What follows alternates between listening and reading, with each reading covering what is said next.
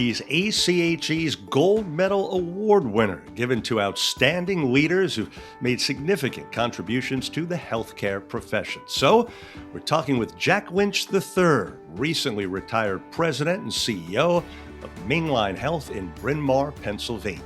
This is the Healthcare Executive Podcast from the American College of Healthcare Executives, providing you with insightful commentary and developments in the world of healthcare leadership. To learn more, please visit ache.org. Thanks so much for joining us. I am Joey Waller. Hi there, Jack. Welcome. Thank you, Joey. It's great to be here, and I hope I can contribute some insightful things in our conversation. That's why we wanted you aboard. So we are ready to roll. And first, congratulations on winning that ACHE Gold Medal Award. What does that mean to you?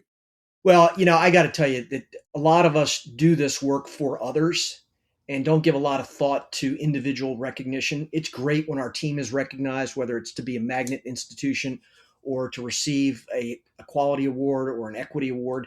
But I hadn't given a whole lot of thought to individual awards. And when Deborah Bowen called me and said that, Jack, I just want to let you know that you are receiving the gold medal this year, I almost drove off the road. And largely because of the people that I know before me who have been recognized with the gold medal. I look at the individuals that have been recognized by the American College of Healthcare Executives, and they're all role models.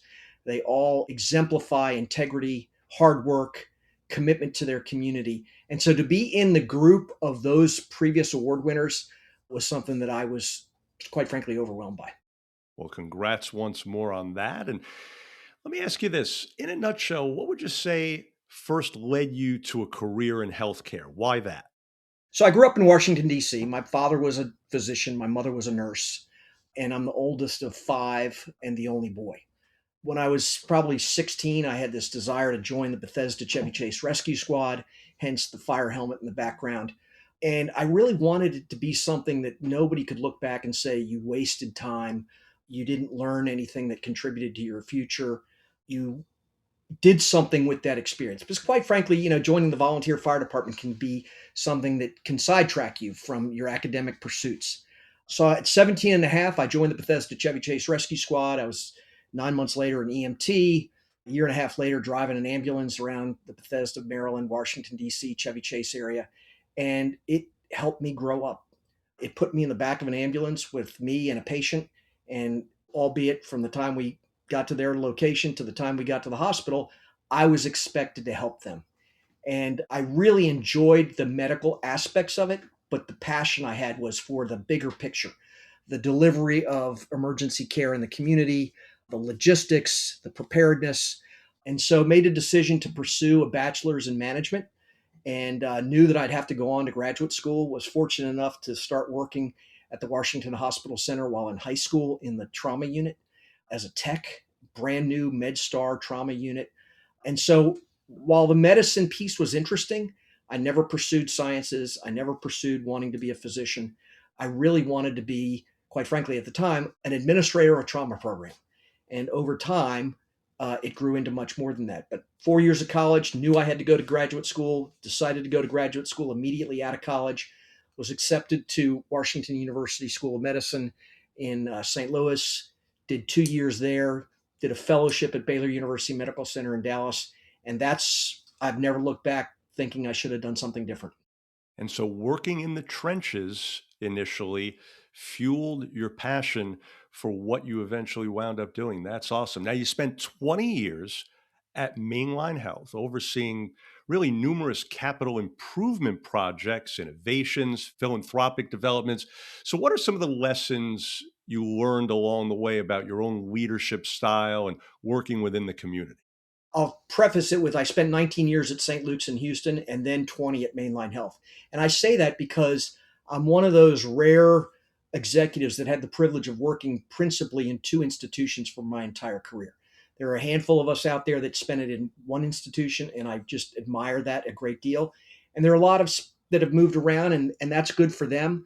I believe for me, being in the communities of the institutions that I served, listening to the community, understanding what the community's needs are, having a mentor early on in my career that told me my responsibility was to help improve the health status of the community, help individuals become healthier, help them stay well. I developed a real passion around I'm part of this community and I want to help make sure that we're there for their wellness, but more importantly, at the time, be there for when they need us. And there are a number of things throughout my career that helped me understand how important that was, not the least of which was the pandemic. So, I would say listening to your community, understanding what your community's needs are, and recognizing that not everything you do is going to return a huge financial return to the institution, but that's part of the why we're here. Yes, so many leaders, it seems, know about the importance of being a good listener. Now, throughout your career, the healthcare field naturally, Jack, has gone through so much change, volatility. What are a few examples of challenges that have impacted you and your two organizations? And how do you work through those at the time? Well, with 41 years of experience, the first thing I would say is I wouldn't have wanted to go through them with by myself. I was privileged both at St. Luke's and at Mainline to have an incredibly talented team that worked with me, I worked with, and I would say from the housekeeper to my chief financial officer, chief quality officer, chief medical officer, the board. So really my success, and in large part what I've said to people about the gold medal, was there were literally hundreds, if not thousands, of people that helped me achieve the kind of success that allowed me to be recognized with that gold medal. Along the way, there were some real challenges. And I would say some of them I've tried to put out of my mind. Some of them, as hard as I try, they'll never leave. The first time you tell a patient's family that you injured them is pretty overwhelming. But I learned very early in my career how important integrity and transparency was. One of the most impactful experiences I had was managing through Tropical Storm Allison that hit Houston on first week of June in 2001 and literally wiped healthcare in the Houston market and certainly in the Texas Medical Center out. We were in the dark. We were in the dark for days. I was in a 26-story building that had patients in it, and we had to manage through that disaster. And we couldn't have done it without people. And what I saw was by empowering people to make decisions at the closest point to the patient, that's how we got things done. We didn't get things done because people ran it up the pole and asked Jack or Michael, Jen, what should we do?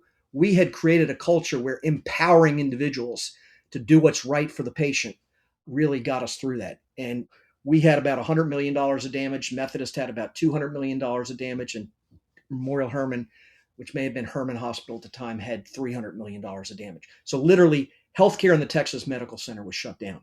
What I learned from that is that I, as a leader in an institution like that, has an obligation to be ready for the community's needs. And our generators were underwater. Our generators were at sea level, and sea level rose above sea level, and we failed. We let the community down. And so I swore that anything that I could prevent from happening, that leadership or management decisions could alter outcomes, that I would lead in the way that we were prepared. Hence, when the flu vaccine became an issue and we started talking about should we vaccinate our employees for the flu, it was a no-brainer for me because I couldn't afford to have 50% of the community end up with the flu and therefore 50% of my workforce not able to work and then not be prepared to deal with the flu. So at the time, the flu vaccine mandate was not as nearly as controversial as the COVID vaccine, but it wasn't something everybody wanted to do. And I adopted very early on the need for having flu vaccine mandatory for our employees because we had an obligation to be ready for the community if the community needed us. And that readiness and the lessons I learned both in Tropical Storm Allison and the flu vaccine largely helped us deal with the COVID outbreak and the pandemic. We weren't ready. We had moved away from thinking about just patient safety. After Ebola, we understood how important employee safety was, and needle sticks and back injuries were all there, but we always talked about patient safety. And we changed after Ebola and talked about safety. So it was the Safety Quality Committee, and then it became the Safety Quality and Equity Committee. And so the second or most impactful part of my career was managing through the 5 years of COVID. And it was all unprecedented. It was all unscripted. You had no idea what the next day was going to bring. And I look back and I'm really, really proud of the team at Mainline Health. And I'm really proud of the leadership in the city of Houston. We collaborated with all of the healthcare providers. We never had to have patients out in the street. like some cities did because they were literally overwhelmed. And again, we learned from what was going on in New York. We learned from what was going on in California. And so we were able to adapt to the challenges that other institutions were facing. But we got through that without laying one employee off, without furloughing any employee, without ever closing a bed. But we spent a lot of money. I think that's what a lot of the resources that we had were there for, that rainy day. And we were blessed to have resources that allowed us to make sure that we had the proper personal protective equipment and we took care of our employees, who then we expected to take care of our patients. And just again, so proud of the leadership and the team that jumped in and really, quite frankly, at the time, believed they were taking risks for their lives. And it's something I look back on and feel very proud of. Wouldn't want to have to go through it again. Absolutely. 26 floors with no power. That's on the job training, right? Yep. And we had everybody pitching in. The CFO was running meals up the stairs. I learned early on that the staff need to see that there's nothing you're not willing to do. Now, that said, you're a leader. You can't be doing things that don't require leadership all the time. Occasionally, if you want to grab the mop and mop the floor, fine. But they're expecting more than you just mopping the floor. And so it's that balancing act that there's nothing below me. I'm not sitting in a white, ivory tower with all the answers. But more importantly, I'm there understanding the challenges that we're facing. During COVID, our leadership team was out in the intensive care units. We were out in the emergency room. We were visible. We went to work every day. We didn't try and manage from our basements.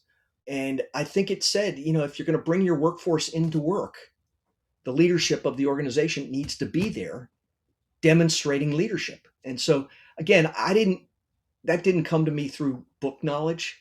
It came to me through experiences, great mentors, modeling behaviors that I think were models or behaviors that I admired in other people. And again, while every institution faces challenges, it's how the leadership and the team that they're leading responds to those challenges. Yeah, no question about that. So, switching gears a little bit, you've reached fellowship status with ACHE. So, how has that FACHE credential helped you and your career, would you say? I went to graduate school, as I said, at Washington University School of Medicine Health Administration program. The program director was a guy named Jim Hepner. One of the first things I remember in the first couple of days of school was how important it was for us to become student associates of the American College of Healthcare. I think at the American College of Hospital Administrators at the time. And Dr. Hepner went on to become the chair of the college, which was very unusual for an academic guy to be the chair of the college. It was usually practitioners. But I came to understand the value of the college very, very early on in my professional career. I started attending Congress in 1983, 84, and didn't miss very many of them between then and now. The educational sessions were valuable. The networking was incredibly helpful to me and hopefully to others. The code of ethics gave you sort of a lens to look through if you ever had a question about which direction you should go on something with regard to an ethical issue, and there are lots of them in our field. I felt that code of ethics was a North Star. I felt that having that FACHE credential separated me from others that didn't have it. That doesn't mean that those that don't have it aren't qualified to do what they're doing or aren't even better than some of us that may be credentialed. But the credential was something that I really valued. And it was something that I value today as a life fellow, soon to be a life fellow in the college. First of all, putting that L in front of the FACHE is going to be a big turning point for me because it kind of moves you from being active in the field to being a life fellow.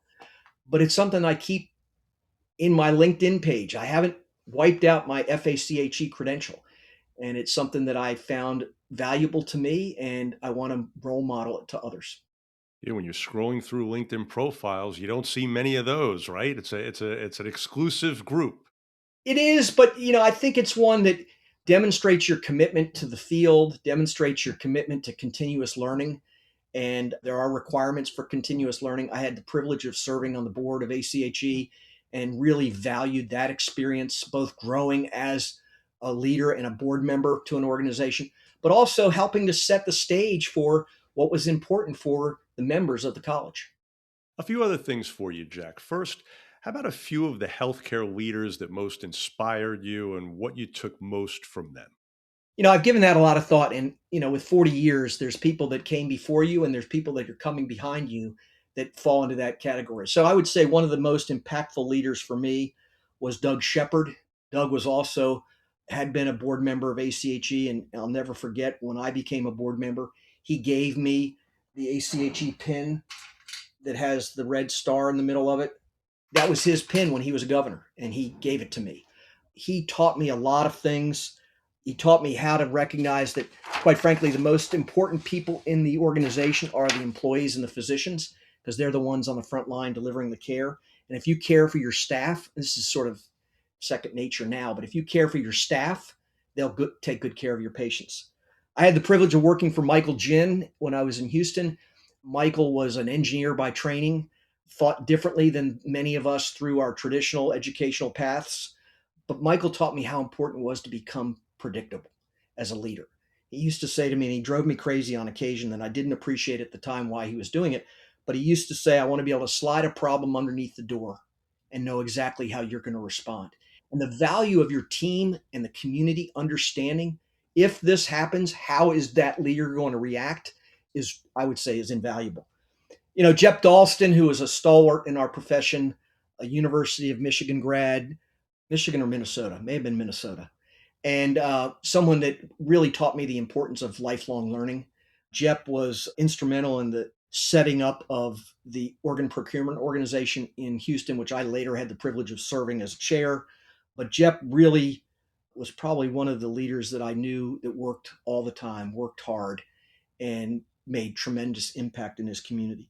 And then moving along to someone that worked for me for a little while, but I tease him a lot because he's older than me, but Dennis Pullen. Dennis is an African American leader. He's a leader who happens to be African American. He worked with me in Houston. Our kids went to daycare together, and he ended up at MedStar, the Washington Hospital Center, as the COO, and then went on to Union Memorial, not Union Memorial, Harbor Hospital in Baltimore, and became the CEO. But then I probably 7, 8 years ago became the CEO of Virtua, which is literally across the river from Philadelphia in New Jersey. And Dennis and I have talked about the issues around meeting the community's needs and understanding the differences around equity and affordability. We joke one day I was in his kitchen and it was over the holidays and he had a black Santa Claus on the counter, and I just made a big scene about having no idea that Santa Claus was black. And I say that because those are the kinds of conversations that I was privileged to be able to have with Dennis. And I think it really helped build on my foundation of equity and my foundation of giving many people that look different than me the opportunity to experience some of the things we did or I did.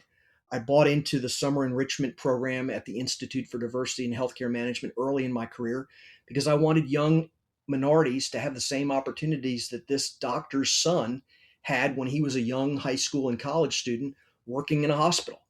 And so Dennis has taught me a tremendous amount about how to be responsive to a diverse community. And I think I've taught him a lot about how to blend that commitment to that community and at the same time not be considered the best African American leader, but to be in the categories of a great leader who happens to be African American. I happen to be white.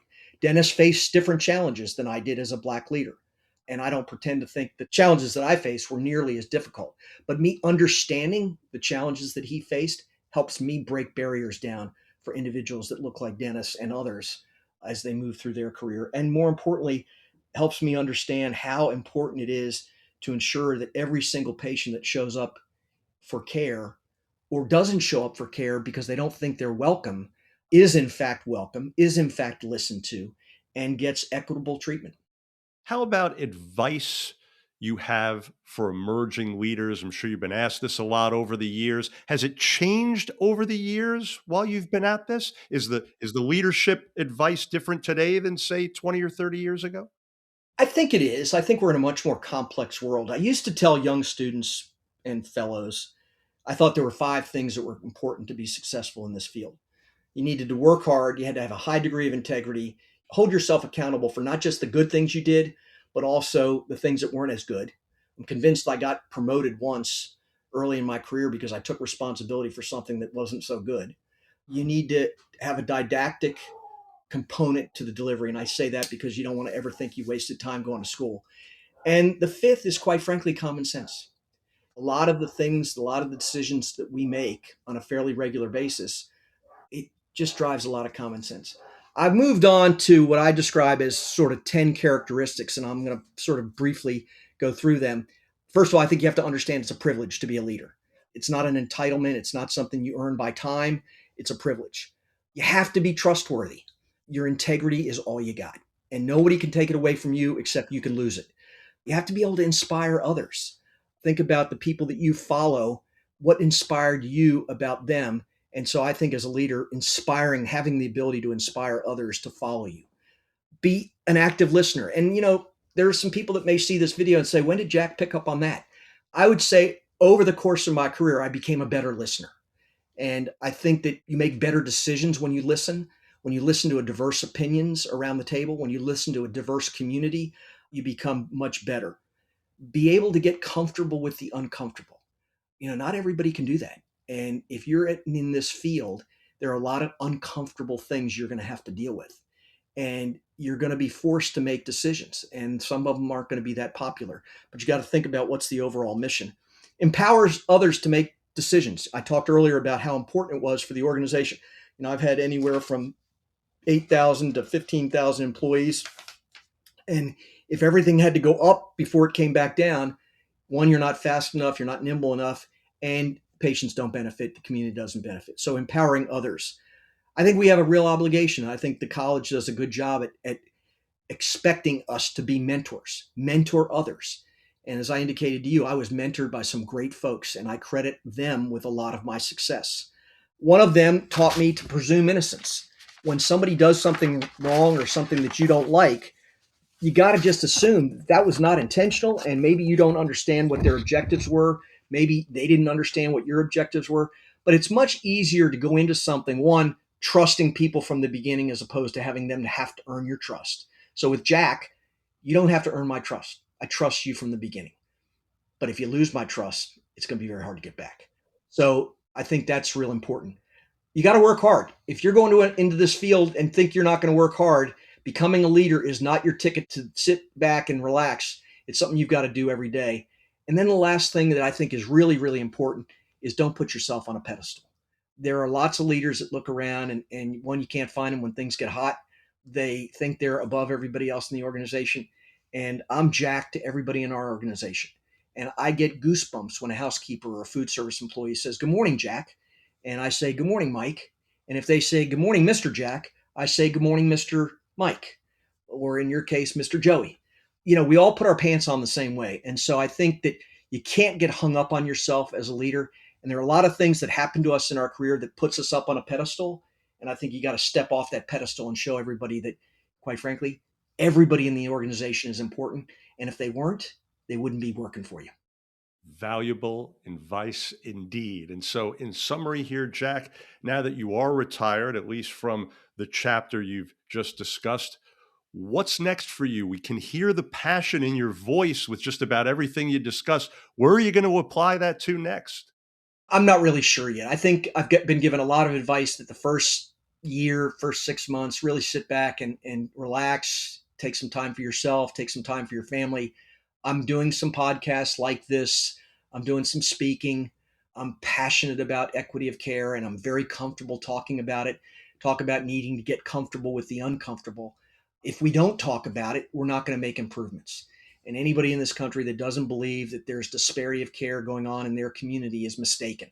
And the first thing you got to do is measure it. And once you start measuring it, you'll understand, in fact, there are disparities of care. So I hope to stay involved in some work in that area. I'm working with a couple consultants on some board slash CEO, board chair slash CEO working groups that I'm passionate about governance, but I'm also passionate about the role of the board chair and the board versus the role of the CEO and how important it is for the CEO to be the leader in the organization. And if the board needs to do the CEO's job, it's time for the board to find another CEO. So I'm doing some work in that space. I'm sitting on a couple advisory boards.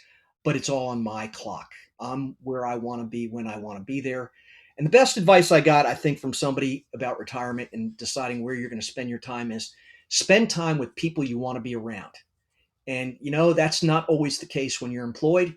You work with what you've got, and not everybody you work with or work for or work in and around are going to be people you want to socialize with or do things on the weekends with.